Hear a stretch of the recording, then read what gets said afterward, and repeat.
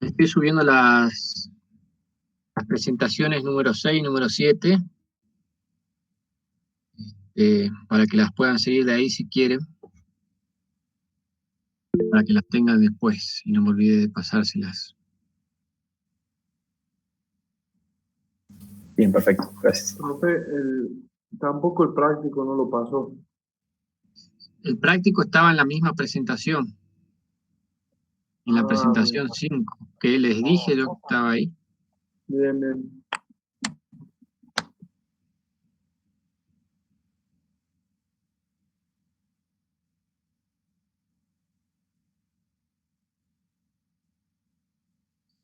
He corregido a un par y estaban muy bien. Entendieron lo que había que hacer, digamos.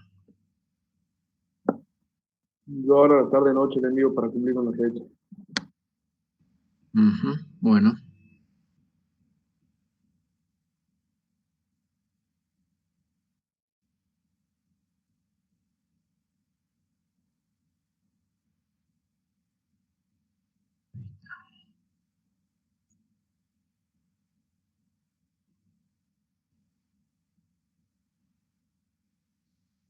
Ahí subí en el Classroom, subí presentaciones 6 y 7.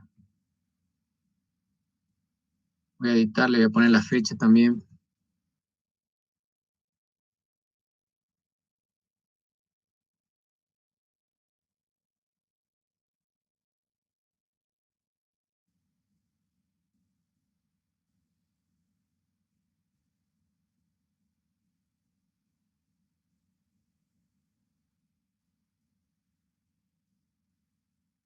Bueno, vamos a tomar asistencia. Un momento.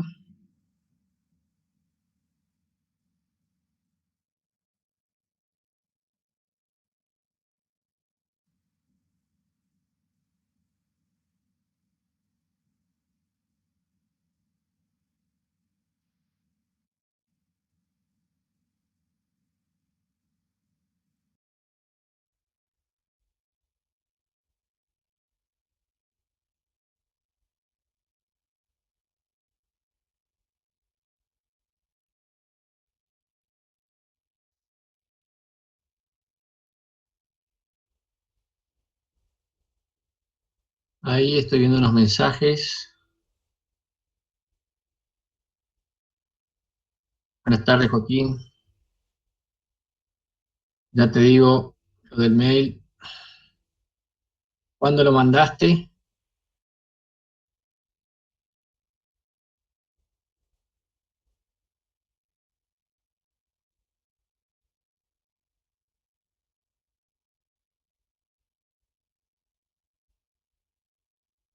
No.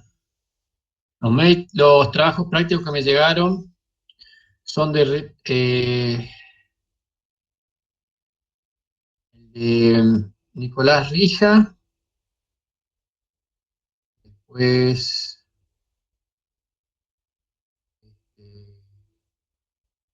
Alexis Arraya, perdón. Juan Cancillieri, no me fijé si es el trabajo correcto, eso sí, estoy viendo los correos electrónicos. Martín Pereyó, Matías Choquevilca, Agustín Oliver y nadie más. Son los únicos prácticos que recibí.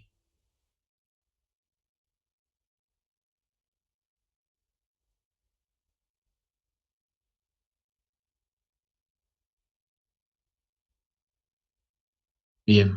Bueno, desde ya les digo que no vale lo mismo el trabajo presentado en tiempo y forma que el trabajo presentado tarde, ¿no?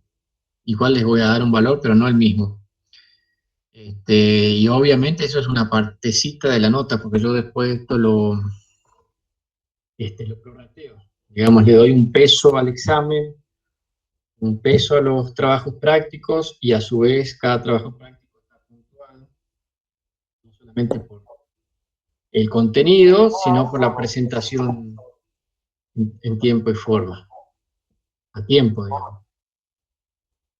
Hoy ya no sería tiempo, profesor. No, los había pedido para ayer, pero bueno, lo, lo podemos tomar hasta hoy. Bueno, Bien. profe, se le corta mucho, pero sí lo entendí. Gracias. ¿Será que estoy hablando muy lejos? Ahí me acerco un poco. Sí, ahí está. Ahí está. Bueno, vamos a sacar la cámara.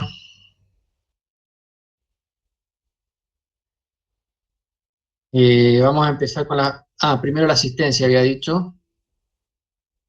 Vamos a crear la clase nueva.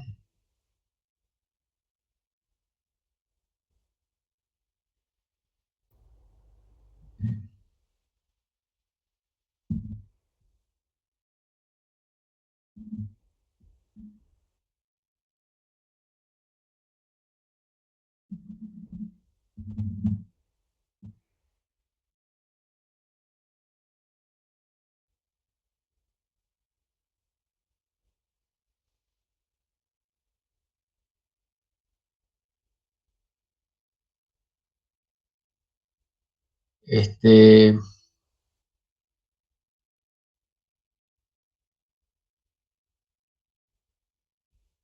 bueno, empiezo. Lautaro Albarracín Rija, o Nicolás Rija. Ya voy a mirar el chat después a ver si alguno respondió por ahí. Tienen que poner micrófono, chicos. Es muy complicado para mí escuchar y mirar el chat porque no está en la misma interfaz. Así que para la próxima clase busquen de poner un micrófono en su compu o vean cómo van a hacer. Alexis Arraya, Presente, profesor. Alexis. sí, bien. Juan Ignacio Cancillieri, Presente, Juan Ignacio. Matías Choquevilca, muy bien. Guillermo Dimitri, Presente, profesor. muy bien. Santiago Evangelista, Presente, evangelista, profesor. bien. Profesor, perdón, Albarracín Rija, presente. Estoy con problemas de internet, disculpe. Bueno, ya está. Joaquín Fernández, tenés que poner micrófono, recién te viene el chat ahí. Carlos Martorell, Presente en Martorell. muy bien. Matías Morales, Fernando Nubés, Presente, no ve. bien. Agustín Oliver, Martín Pereyó, Presente, profesor Perello. muy bien. Bueno, guardamos ahí de momento. Después hacemos un repaso en algún momento de la clase.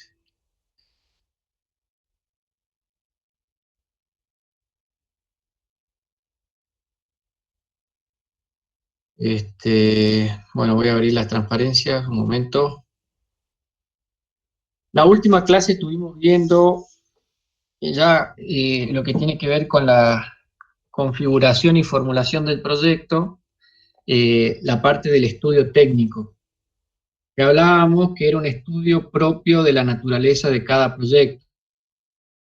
El estudio técnico de un proyecto de software no es lo mismo que un estudio técnico de un proyecto de una obra de construcción, una planta industrial, o un proyecto agropecuario. Bien, en cada caso tiene su especialidad técnica y sus particularidades que pueden ir variando. Las metodologías de estudio depende del caso. Entonces lo que vamos a ver hoy, vamos a ver una parte, o más bien vamos a ver todo, pero resumido, lo que sería el estudio técnico de un proyecto de software. Bien, que a ustedes les va a dejar un pantallazo de la mirada técnica de lo que es la preparación de un proyecto de de software. ¿Algo habían visto ya o no? ¿Me recuerdan, por favor?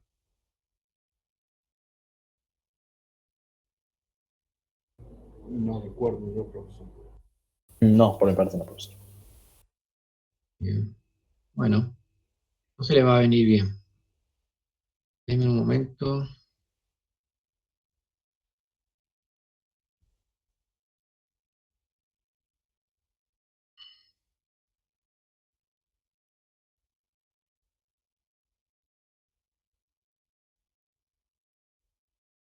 Aquí está.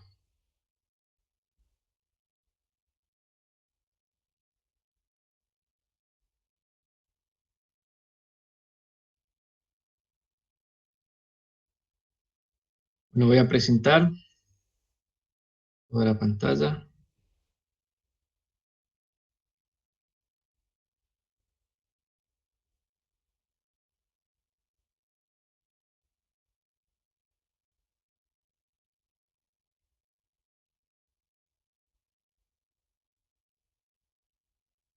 Vamos a grabar esta capacitación.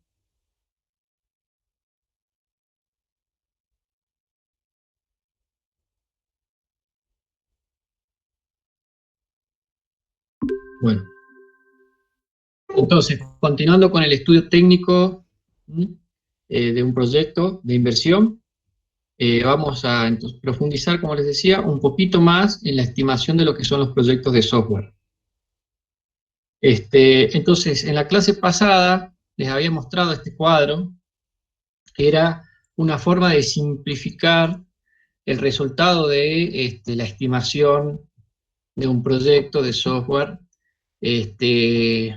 con los esquemas que se usan en cualquier proyecto en general, que no es exactamente el mismo esquema que se usa para el software. Bien, entonces habíamos dicho que como primer paso se determinaba el nivel de actividad predeterminado para el cual se estimaron los recursos humanos. Entonces, cómo determinar el nivel de actividad es lo que hace particular cada estudio, ¿bien? Especificar todas las actividades productivas, las comerciales, las administrativas y las de servicio.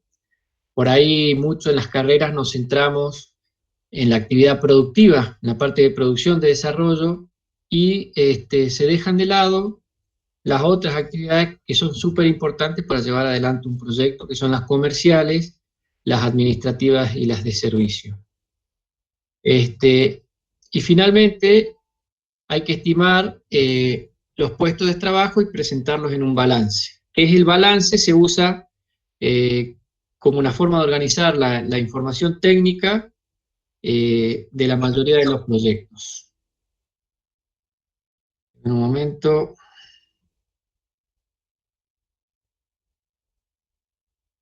Ahí llegó Agustín. Digamos. Me avisan si dejé de presentar por X motivo por ahí. No, sí se ve. Sí se ve, profe. Bueno.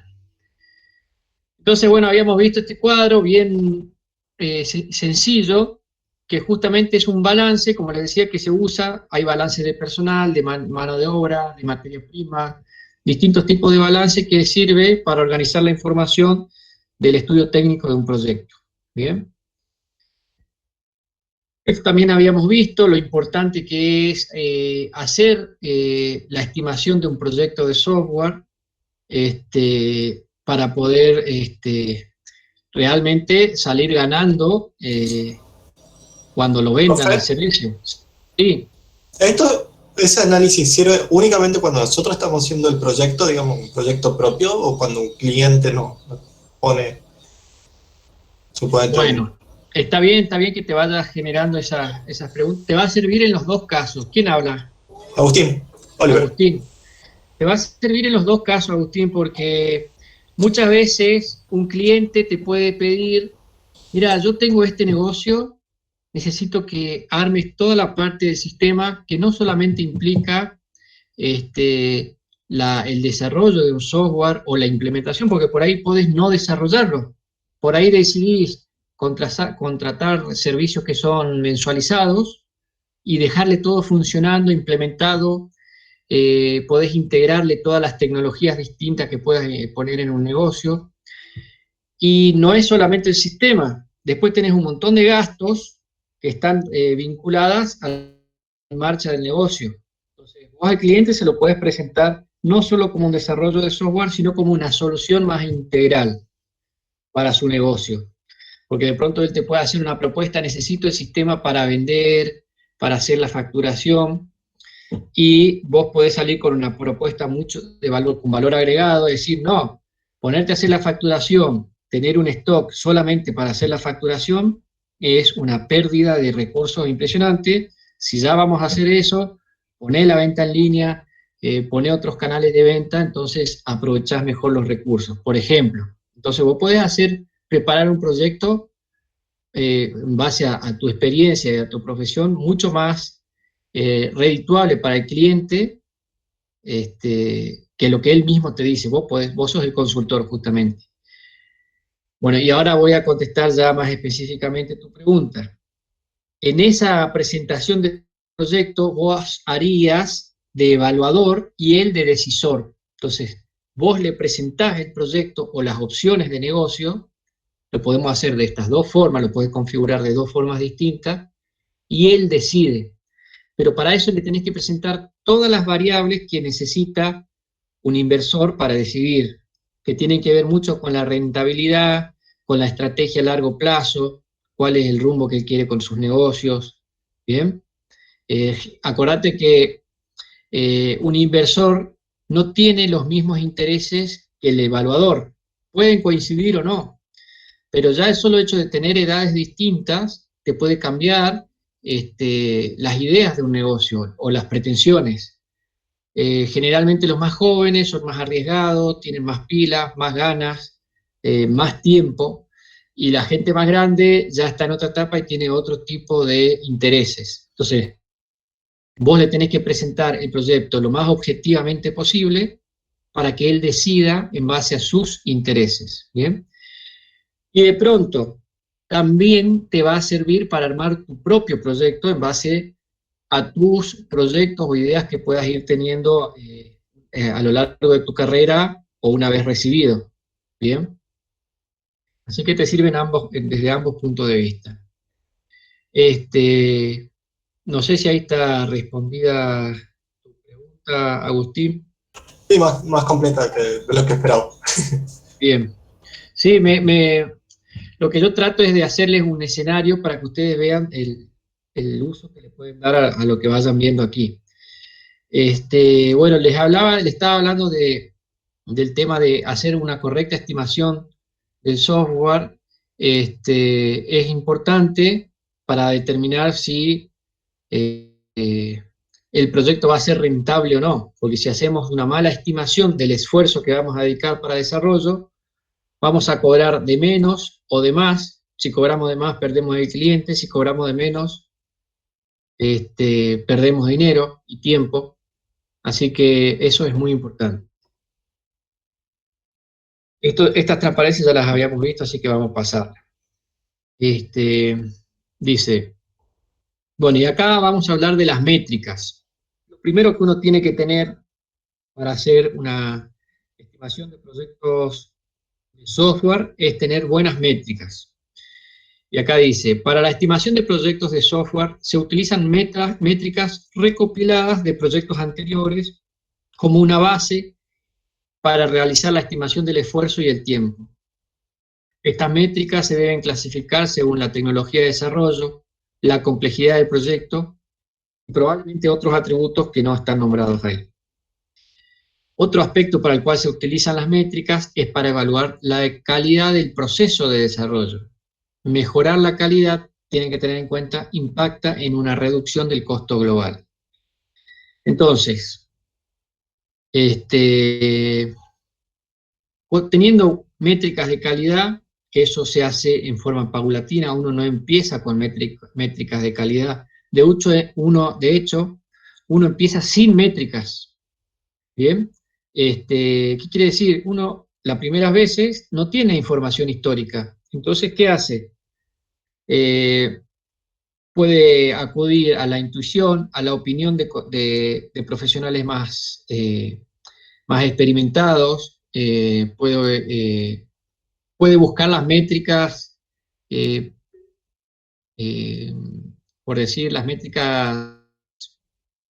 principales métricas comunes en la industria del software, que capaz que en alguna revista o en alguna página de información se encuentre ese tipo de datos, pero son genéricos de la industria. ¿Qué quiere decir? Es información secundaria. ¿Se acuerdan cuando veíamos que la información puede ser secundaria para estudios más superficiales y se usa información ya específica del proyecto que estamos analizando, o sea, información primaria, cuando ya estamos en una etapa más avanzada del estudio?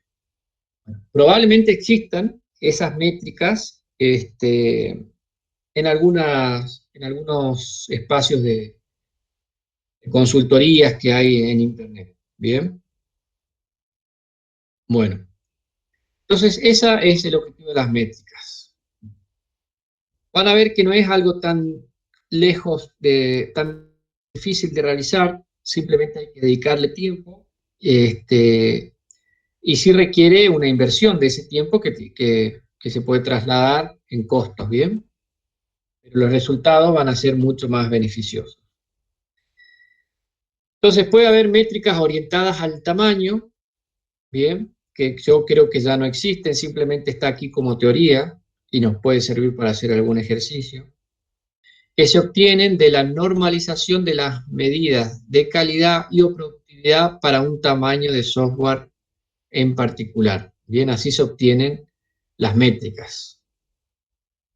El tamaño del software se puede medir entonces en base a las líneas de código, que le llaman aquí LDC. ¿Bien?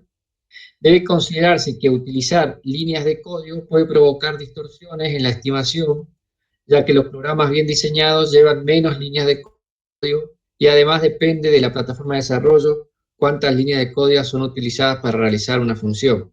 Bien,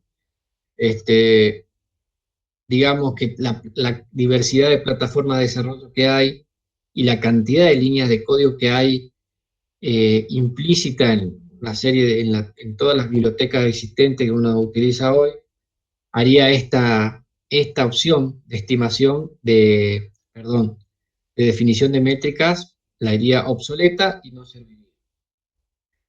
Entonces aquí hay un ejemplo, bien, con fines académicos sí nos sirve, y es bien sencillo. Fíjense, en la primera columna está el proyecto.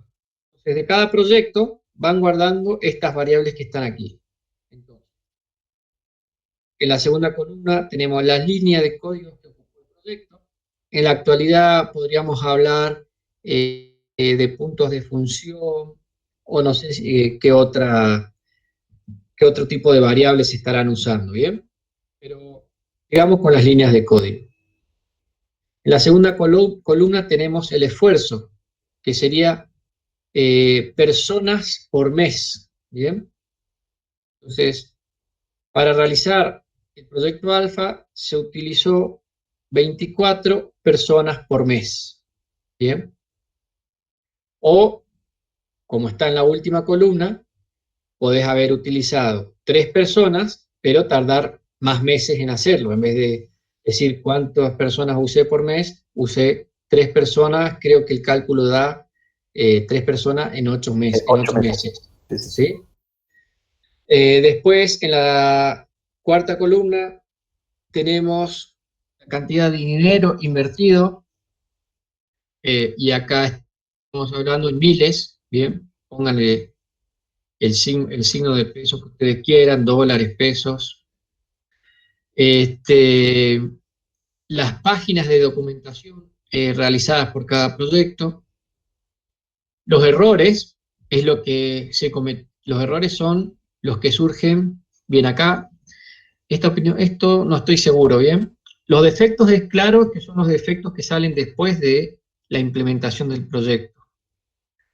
Los errores que dice ahí antes, no sé exactamente a qué errores se refiere. probablemente sean a los errores que se detectaron durante el proceso de desarrollo y no después de la implementación. Se me ocurre que puede ser eso.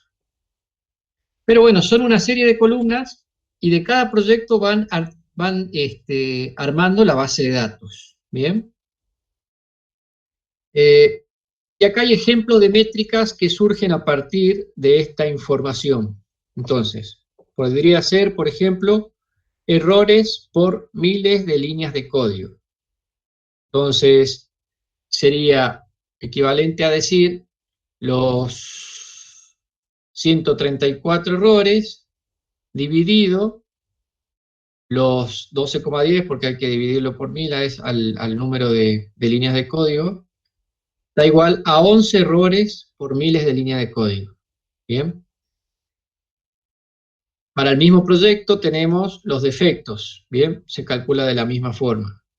Los pesos por línea de código, bien, serían los... A ver, ¿por qué hay 14 ahí?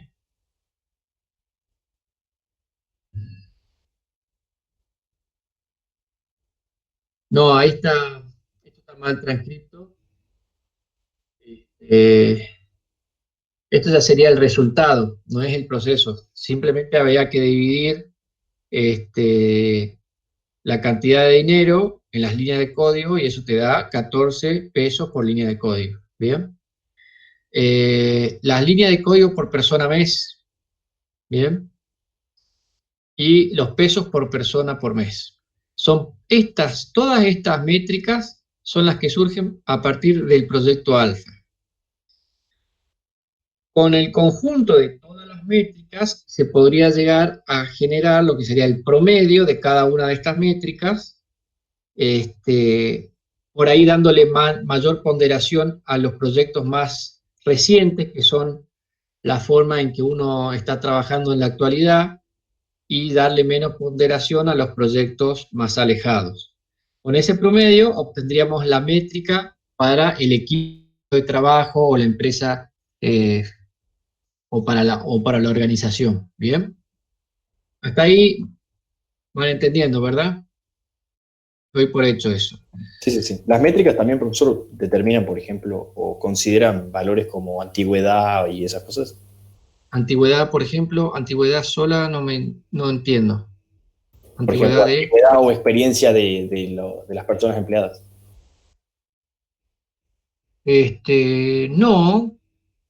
No, porque la antigüedad o experiencia son capacidades propias del equipo o de la persona que sí impactan en las métricas, porque mientras más experiencia, por la curva de la experiencia, que habíamos visto el concepto, si no estoy seguro,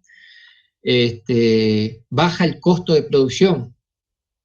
Entonces, si baja el costo de producción, lo que te va a bajar es, por ejemplo, la métrica esta, la de pesos por líneas de código. ¿Qué es lo que pasa? Con la experiencia de las personas en el software, esto es una opinión, ¿bien? Con la experiencia de las personas, sumado a todo el conjunto de bibliotecas que se van generando en un equipo de trabajo, que son herramientas para trabajar a futuro, la eficiencia de ese equipo mejora radicalmente con el avance del tiempo. Entonces, impactan las métricas, ¿no? No es una métrica la antigüedad. Claro, yo lo pregunto más que nada porque la métrica determina, por ejemplo, como usted dijo, el salario promedio de los empleados. Y a lo mejor un empleado es más eficiente que otro o algo así. Ah, bueno, ahora que claro, yo no había entendido a dónde iba tu pregunta. No, obviamente que un ingeniero junior gana menos que un senior, ¿bien? Y a su vez, dentro de los ingenieros senior, capaz que de acuerdo a todas las tareas que tiene asignada un ingeniero, la eficiencia con la que resolvió esas tareas que queda asentada a través de métricas, así como se asentaron las métricas para un proyecto, si tenemos un buen sistema de gestión de proyectos, también quedan asentadas las métricas personales de cada profesional. ¿Bien?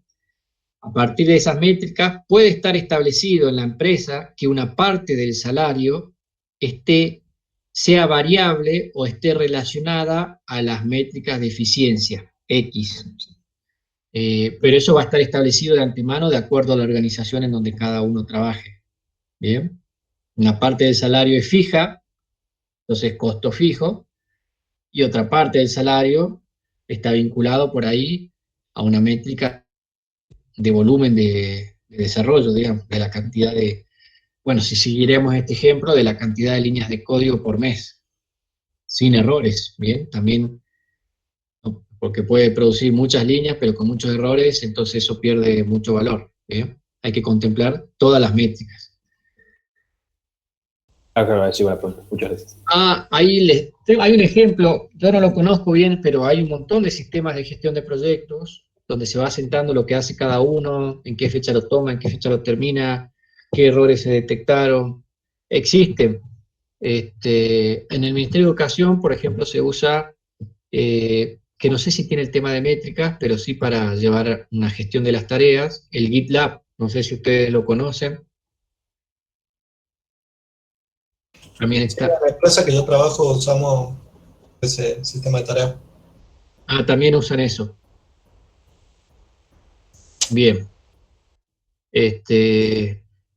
Bueno, entonces ahí nos vamos acercando un poco más a cómo se van generando las métricas, ¿bien? Básicamente hay que tomarse, así como cuando uno vende un producto tiene que hacer la factura, bueno, cuando uno desarrolla un sistema tiene que asentar cómo le fue con el desarrollo de esa tarea para a futuro hacer mejores estimaciones y encontrar también errores, medir la eficiencia, digamos, para ir mejorando en ese aspecto también, ¿bien? Que era lo que habíamos visto aquí, para mejorar la calidad del proceso, ¿bien?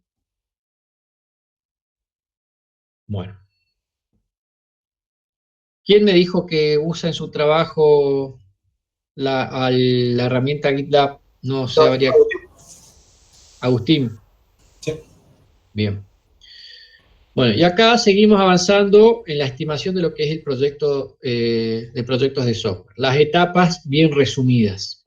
Lo primero que uno haría para encarar un proyecto de software sería determinar el ámbito del sistema. Bien. Describir la función, el rendimiento, las restricciones, las interfaces, la fiabilidad, las factibilidades y prefactibilidades, de acuerdo a cada una de las metodologías que se pueda utilizar, ¿bien? Una vez definido eso, habría que determinar con qué recursos cuenta el equipo o la empresa para llevar adelante el proyecto. Las personas, los componentes de software reutilizables que van a servir, el entorno de desarrollo que se va a utilizar, y por cada recurso se especifica la descripción, la disponibilidad y un GAN de utilización. ¿Bien? Desde qué fecha hasta qué fecha se va a ir utilizando cada uno de estos recursos. Todo esto sí ya está, tiene que ver exclusivamente con el desarrollo, ¿bien? No está vinculado esta parte, el estudio técnico aquí, con lo que tiene que ver, por ejemplo, con gastos administrativos o gastos que tengan que ver con la implementación, con el personal que utiliza el sistema. Todo eso está fuera del estudio técnico, ¿bien? Acá estamos solo en la parte de la estimación del proyecto de software, ¿bien? Entonces, ¿cómo determinar los recursos humanos que se van a utilizar? Y bueno, hay que conocer y establecer cuáles son las habilidades técnicas requeridas, especificando el organigrama, las especialidades y el nivel de experiencia que se va a requerir para cada perfil, ¿bien? Luego, para determinar la cantidad de personas en cada puesto, porque el organigrama lo que te dice es los distintos niveles jerárquicos de cómo se va a organizar el grupo de trabajo, pero por ahí no define bien la cantidad de personas que va a estar en cada nivel jerárquico, ¿bien? Obviamente en los niveles de dirección hay una sola persona, pero cuando uno va bajando puede ir conformándose un equipo por más de una persona. Luego, para determinar la cantidad de personas en cada puesto, es necesario realizar lo que venimos viendo, la estimación del esfuerzo de desarrollo. Es decir, si seguimos con el ejemplo anterior, cuántas líneas de código voy a necesitar realizar para terminar el proyecto. ¿Bien? Ahora se utiliza con distintos nombres, algunos cambios, pero entiendo que se usan los que son los puntos de función, y de acuerdo a cada metodología lo deben llamar de otra forma. Finalmente, después de hacer el paso 1, de determinar el ámbito del software y determinar los recursos, pasamos a hacer básicamente la estimación basada en técnicas de descomposición, o la estimación propia del proyecto de software. Con el ámbito del software previamente definido, se lo descompone hasta obtener funciones que se pueden estimar individualmente. Claro, hay que ir atomizando las funciones principales en funciones más pequeñas que se las puedan estimar más fácilmente, ¿bien? O con mayor certeza. Para cada función se estiman líneas de código o, mejor dicho, ya hoy en día los puntos de función, ¿bien? De acuerdo a los datos históricos que existen, ¿bien? Que serían de acuerdo a las métricas. ¿Qué pasa cuando no existen métricas? Bueno, algo ya les había comentado, se utiliza la intuición y la experiencia, y si no tenemos experiencia, bueno, hay que consultar con profesionales que tengan experiencia. ¿Bien?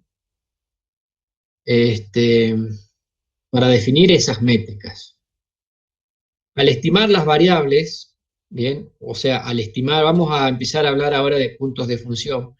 Al estimar los puntos de función, se acostumbra obtener el valor esperado, bien, es una estimación de esos puntos de función, mediante la ponderación de 3 escenarios, el optimista, el más probable y el pesimista.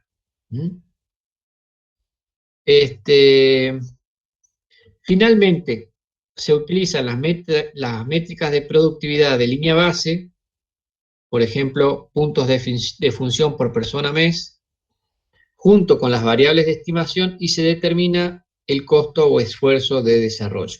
Ya vamos a ver esto con un ejemplo.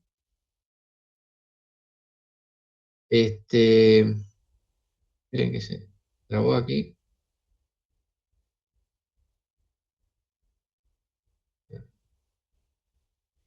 Y acá hay un poquito más de detalle de cómo determinar estos puntos de función. Esto lo saqué de un libro que se llama Ingeniería del Software, de Pressman, creo que es el autor. Acá lo tengo, déjenme un momento. Si alguno después quiere... No lo tengo aquí. Pero eso sí, es un libro se llama así, Ingeniería del Software, y hay muchos detalles de esto, ¿bien? Y hay muchos detalles que no lo van a ver en toda la carrera, porque se entiende que ya son cosas más avanzadas que lo van a ver durante la experiencia de su profesión, ¿bien? Si es que les hace falta, si no, no lo van a desarrollar. Bueno, veamos un poquito de estos detalles. Cómo llegar a obtener los puntos de función estimados, ¿bien? Entonces, se obtienen de la normalización de la funcionalidad entregada por la aplicación a través de una llamada puntos de función, ¿bien? ¿Cómo llegamos a esa normalización? Bueno, eso vamos a ver ahora. Los puntos de función se derivan indirectamente mediante otras medidas que son directas, quiere decir que son más fáciles de percibir, ¿bien? Entonces, ¿cuáles serían esas medidas directas? Y podrían agregarse o quitarse de acuerdo al tipo de proyecto que se esté estudiando. O a la mejor dicho, a la metodología que utilicen para hacer para determinar los puntos de función. Por ejemplo, en este caso tenemos como medidas directas el número de entrada de usuarios, o sea, la cantidad de formularios, el número de salidas de usuarios, la cantidad de informes, pantallas o mensajes de error que pueda tener una pantalla o un sistema, el número de peticiones de usuario, que a diferencia de las entradas dan una respuesta interactiva en forma inmediata,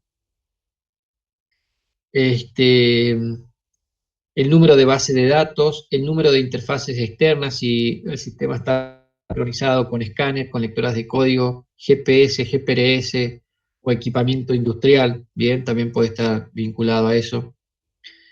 Entonces,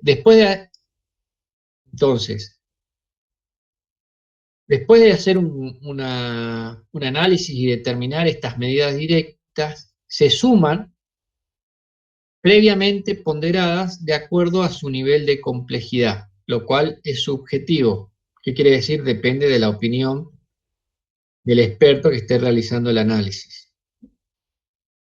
Y se obtiene la cuenta total. Vamos a ver un ejemplo antes de seguir avanzando aquí para que lo vayamos haciendo un seguimiento de esto. Y aquí hay un ejemplo. Dice, un ejemplo de estimación utilizando métricas orientadas a la función. Si de la base de datos de métricas disponible en una empresa, tiene que la productividad media de desarrollo de sistemas para una tecnología en particular es de 6,5 puntos de función persona mes, bien, y el salario mensual para un profesional de perfil requerido es de $2.000 por mes. Además, si el factor de ajuste de complejidad es de 0,52, ya van a ver a qué se refiere esa variable, y con la siguiente estimación realizada. Bien, quiere decir que del análisis del proyecto se encontraron las siguientes medidas directas para cada uno de los 3 escenarios que habíamos nombrado. El número de entradas, quiere decir el número de formularios, lo más probable es que sean 24, pero podrían ser 30 o 20, bien, de acuerdo al escenario. El número de salidas, que hablaba de los informes, aquí tenemos más probable 15, el número de peticiones 22, el número de archivos o base de datos 4, y el número de interfaces externas, lo más probable 2.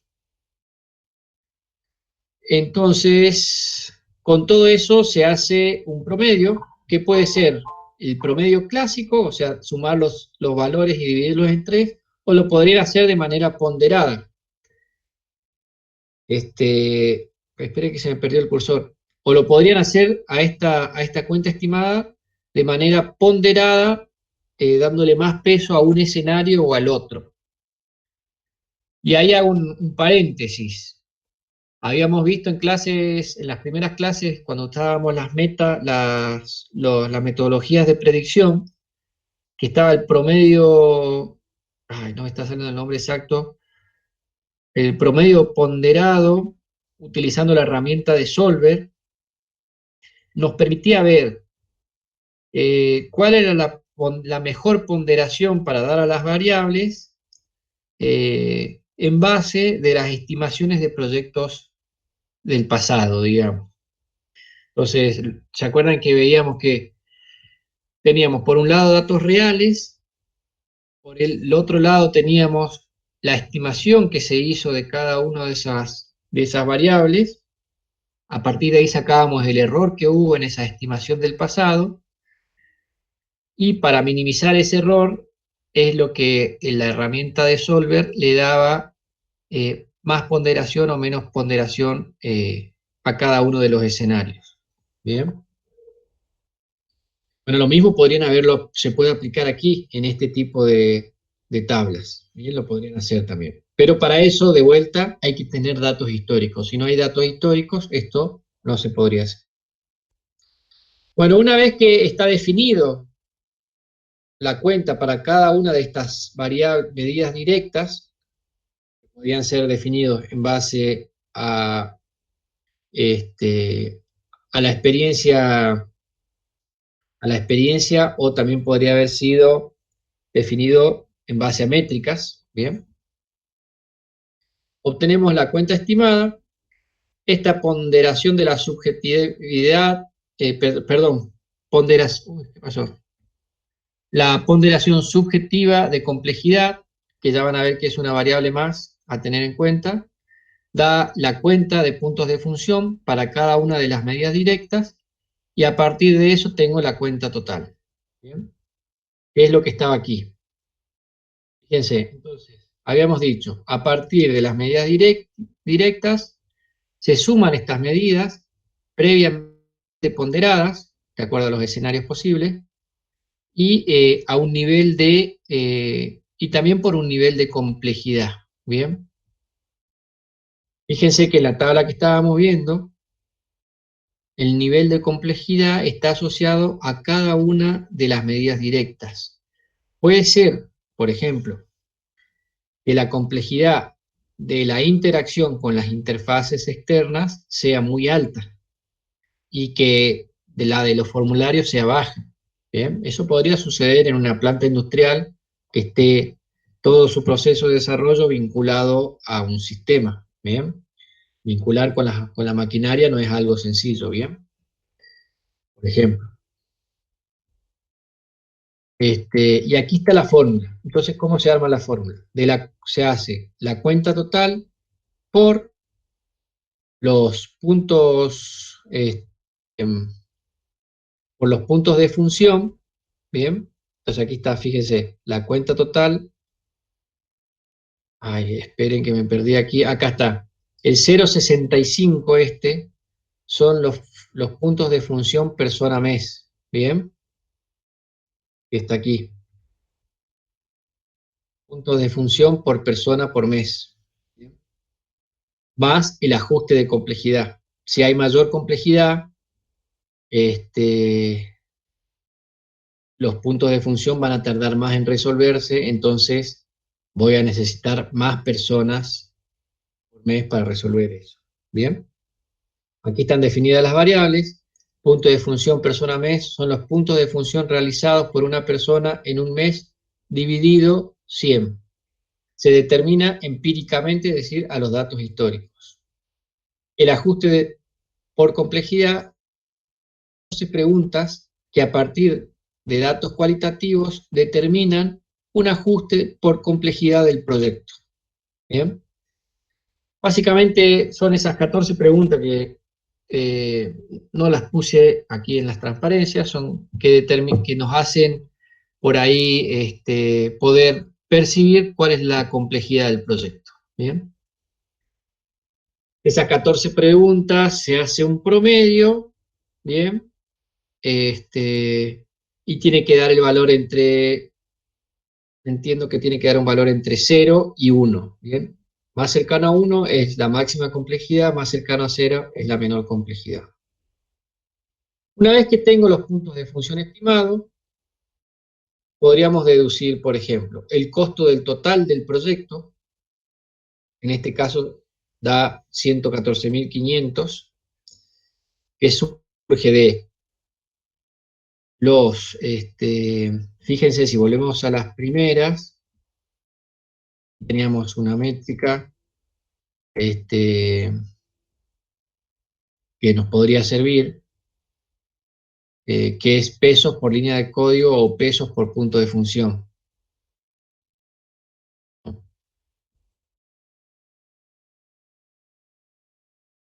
Entonces, para llegar a este valor, utiliza lo que está aquí.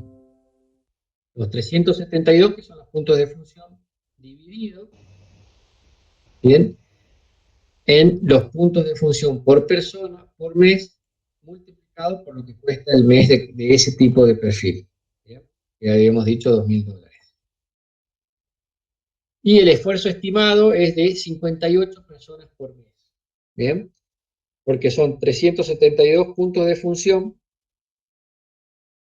divididos en los 6,5 puntos de función que puedo resolver en un mes por persona. Obviamente, esto es la estimación a partir de la cual uno, de acuerdo al personal con el que cuenta y que puede contratar, va a determinar cuántos meses le va a llevar a hacer el proyecto. ¿Bien? Porque no lo vamos a hacer en un mes, por más que tengamos las 58 personas. Es simplemente una medida a partir de la cual dice, bueno, vamos a tener que hacerlo en tantos meses. Bueno, así es más o menos cómo se llega a determinar básicamente las personas que voy a necesitar por mes y cuánto va a costar el proyecto. Y ahí, si ustedes están viendo como programadores, probablemente no hayan percibido que recién ese es el costo del proyecto, pero ustedes tienen que, o la empresa tiene que tener una rentabilidad sobre ese costo, ¿bien? Porque eso es lo que va a gastar en salarios de la mano de obra directa, sería en este caso. Pero no está contemplando un montón de otras cosas, entre ellas la más importante, que es un margen de rentabilidad, ¿bien? No sé si lo perciben a eso, que tienen que tener, además de poder pagar el sueldo de los empleados, tener una ganancia sobre eso. ¿Mm? Por más que ustedes sean los empleados, si ustedes son los programadores y armaron un equipo para encarar algún proyecto, ustedes tienen que esperar, además de su salario, una rentabilidad. ¿Bien? Bueno, con eso doy por terminado, digamos, este tema de el estudio técnico de proyectos de software. Bien resumido. Es muy enredado, es muy difícil por ahí explicarlo en unos pocos minutos, que es lo que yo quería, porque no es la parte central de la materia. Eh, y además, con tantas variables y medidas, esto no es para unos pocos minutos, es simplemente un resumen. Si ustedes tuvieran que acordarse de algo de aquí, lo más importante que me gustaría que lo recuerden, como parte de la teoría de la materia, es las etapas, que consiste en determinar el ámbito del software, determinar los recursos, cuáles son los recursos que puede haber en un proyecto de software, de desarrollo, y finalmente, paso 3, que es la estimación basadas en técnicas de descomposición. ¿Bien? Con esa información van a tener los costos de producción o de desarrollo. Ahora hay que agregarle al proyecto todos los otros costos que puede haber.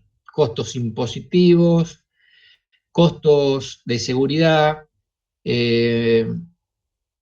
costos en maquinaria, que en este caso serían las PC de desarrollo y servidores, por ejemplo, o tecnología que haya que probar con el sistema que se está utilizando.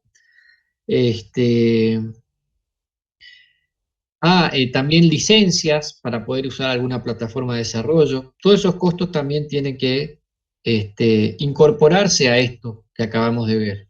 ¿Bien? Y eso es en donde nos vamos a centrar más adelante.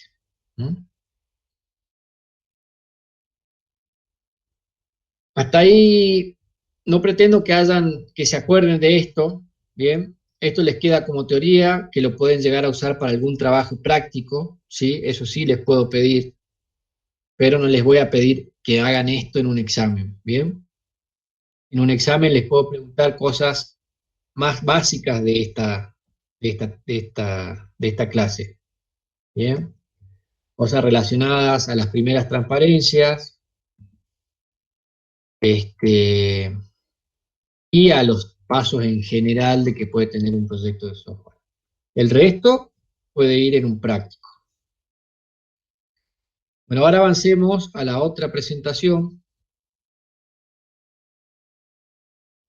que es la 7.